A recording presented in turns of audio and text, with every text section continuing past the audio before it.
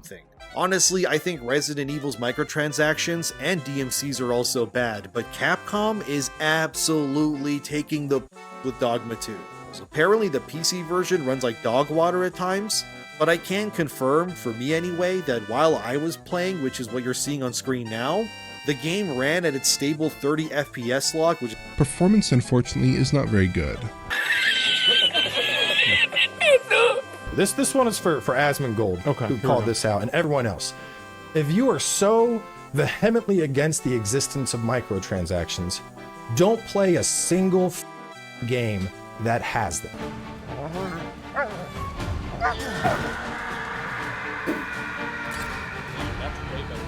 I'm having a lot of fun in Dragon's Dogma 2, and the game world is absolutely amazing. Now this isn't going to be a review, but I am going to tell you, this game is worth your time if you are looking for an adventure, because the adventure I'm having is absolutely brilliant. But the game has its problems, and I'm not going to be that person to go, microtransaction bad, you shouldn't buy this game, bleh, like everyone else is doing.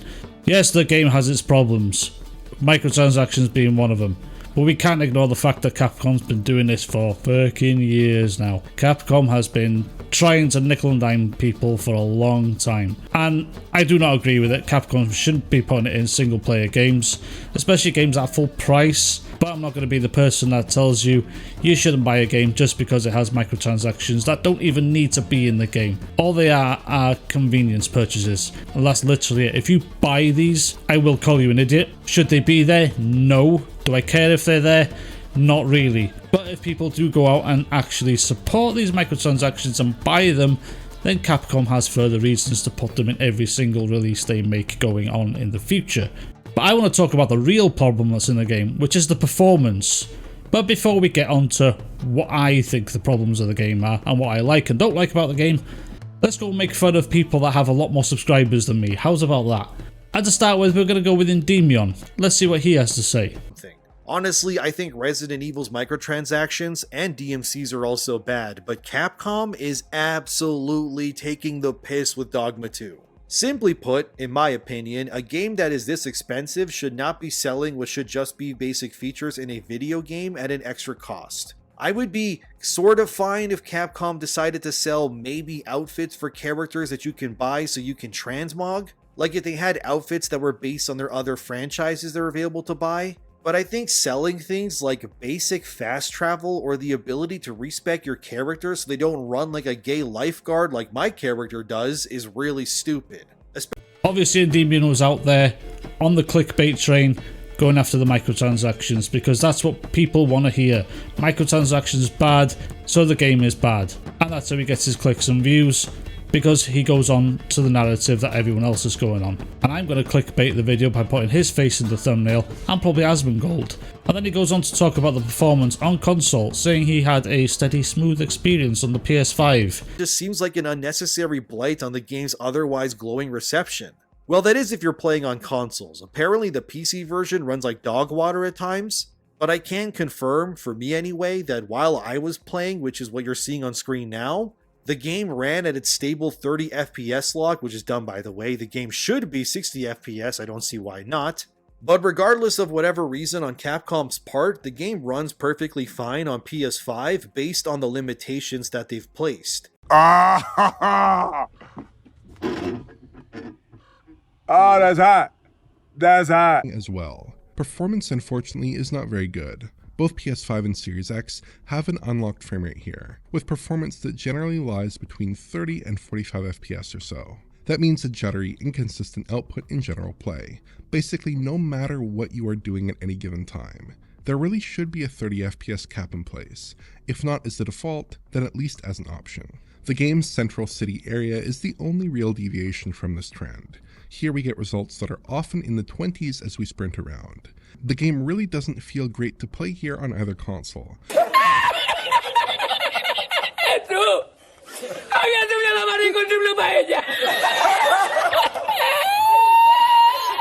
I fail to see how he had a steady, smooth experience when Digital Foundry has proven that the console version is absolute hot garbage. Now, I'm not going to defend the PC version either because, oh fuck me, that thing has problems.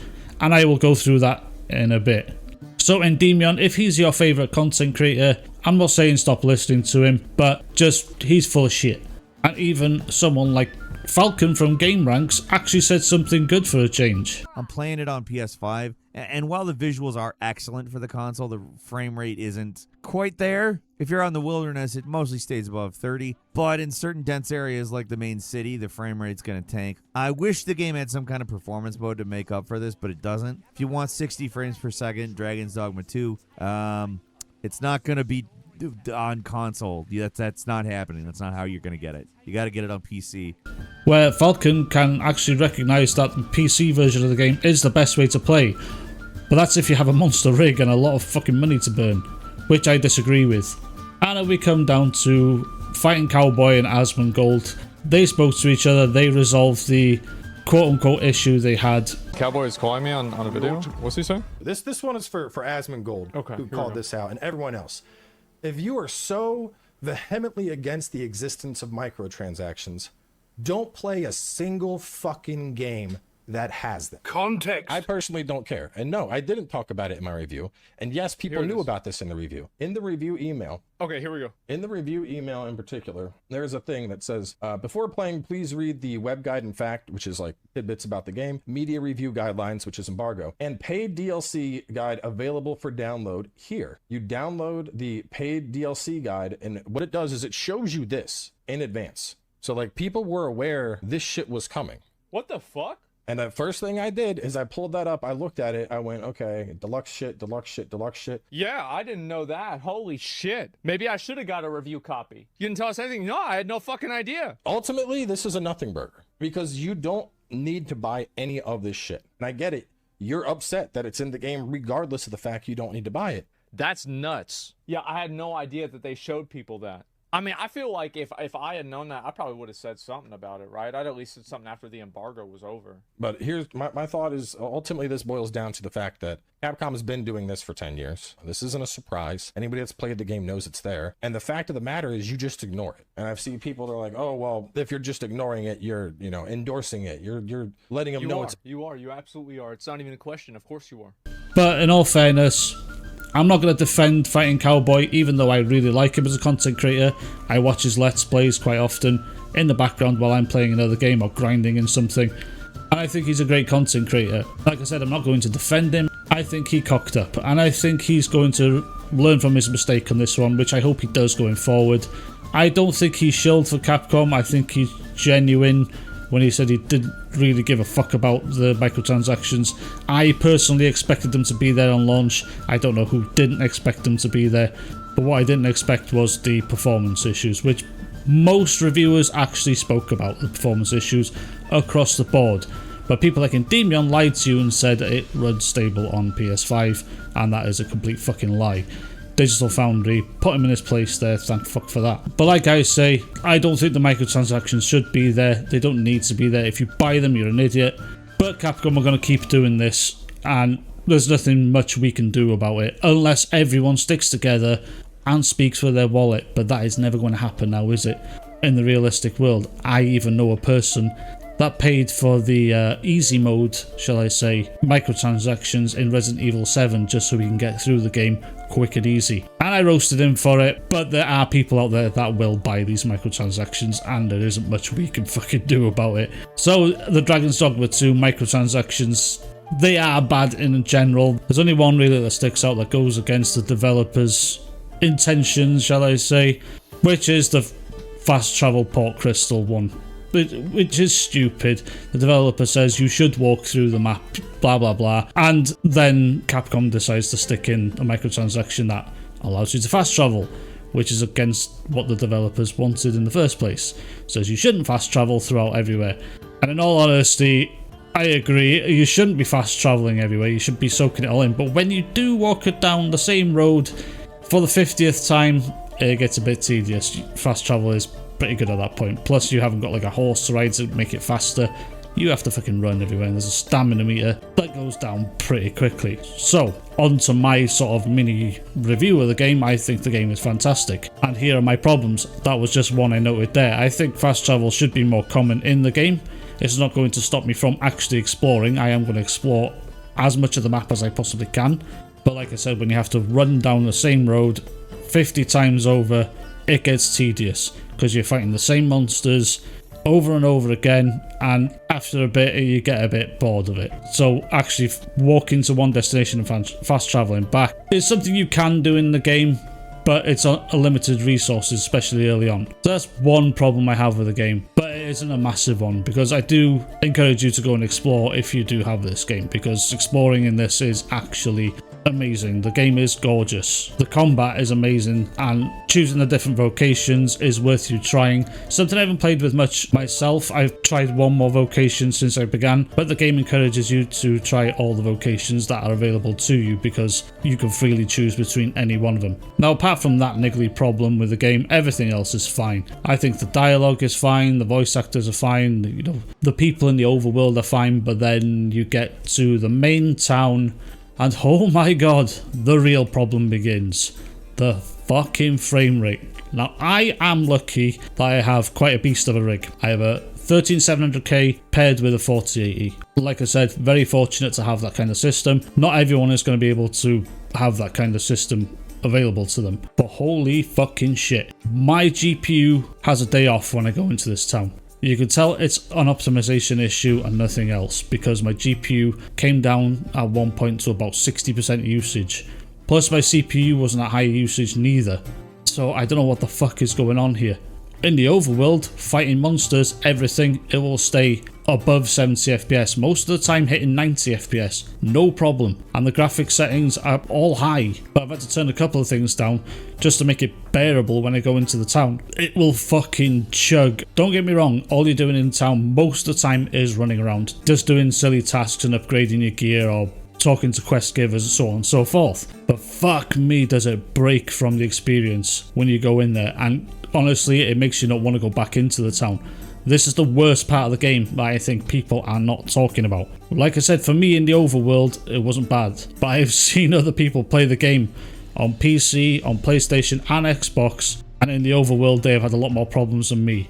Moist Critical had constant crashes on his PC, and I'm guessing his PC is quite a beast as well. So Dragon's Dogma 2, I was very hyped for. Unfortunately, the PC port for Dragon's Dogma 2 is unplayable for me, and I mean that in the truest sense of the word. Last night, I was streaming it. I had planned on pretty much streaming all night playing Dragon's Dogma 2, just marathoning it because I couldn't wait. But I couldn't get the game to work, and I mean that. It crashed, I think, close to 20-something times. So he was quite unlucky there. But I don't know if he was trying to stream on the same PC as well. I was thinking of streaming a playthrough of this game, but fuck me, it would have brought my PC to his knees if I did. I seen Fratanga's video where he was trying to play the game and he was getting shitty frame rate all over the place. Sure, maybe console gamers can put up with 26 to 33 FPS, but I can't put up with an unstable frame rate, even if it's uncapped. And this game just does not give you the performance you desire. Visually, it's beautiful, no one can deny that, and I'm sure the entire game is excellent. But how are you supposed to enjoy all of that when the game stutters every second it gets a chance to? It's a game that requires you to have fast reactions and input, and I'm not sure how people are able to pull it off at such low frame rates. Maybe it's a curse of playing games at 60 and above FPS for too long, but this performance issue here that I couldn't resolve no matter what I changed in the settings, no matter how many files I had to customize, the end result is a game that I simply cannot enjoy. And his rig is pretty decent too. I was like, I don't know what the fuck's going on. This is obviously an optimization issue. He said he refunded the game and I do not blame him. I don't blame anyone that's got the recommended specs and not getting any fucking decent frame rate out of this game at all to refund it. People are so fixated on the microtransaction problem of this game, which it's not a nothing burger problem, but it's something we expected from Capcom. They've been doing it for years. We should be vocal about it, but we should be a lot more vocal about the optimization of this game. It could have done with a couple of months, maybe 4 months again in the oven, just to get this game running properly on all machines. I'm talking PC, PlayStation and Xbox. Is it much to ask for 60 FPS on the consoles? No. Does the game look so great that it won't run that well on the consoles? No, I've seen better looking games running much better. I mean, take Red Dead Redemption 2 for instance. There's a lot going on in Red Dead Redemption 2. and I can get that game running at max settings at about 120 FPS consistently, and that thing looks like a fucking movie half the time. So I don't know what Capcom was thinking releasing this in the shit state it was in. Plus, I think the RE engine has a problem with rendering open worlds. It's only my guess, and I think a lot of people have said the same thing as well. The RE engine was not built for one seamless open world, because in their previous games, like the Resident Evil games, they're segmented off and they've got hidden loading screens that you don't even see. So that is just my thought anyway. But overall, Dragon's Dogma 2, a fucking amazing game, plagued by microtransactions and shitty optimization. Do I recommend you play this game? If you got a beast of a rig, yeah, I recommend you play it. Do I recommend you play it on consoles? Fuck no, I would not be able to deal with that frame rate. But if you're one of them few people that can deal with a shitty frame rate, then go for it. Me personally, I bought this game cheap on a key site because 1, I don't like paying full price for games, and 2, I saved some money. And I still won't buy those microtransactions even though I saved money. Fuck them. That's enough rambling for today. I'm going off to make myself some lunch. Like, comment, share, subscribe, and I'll see you guys in the next one.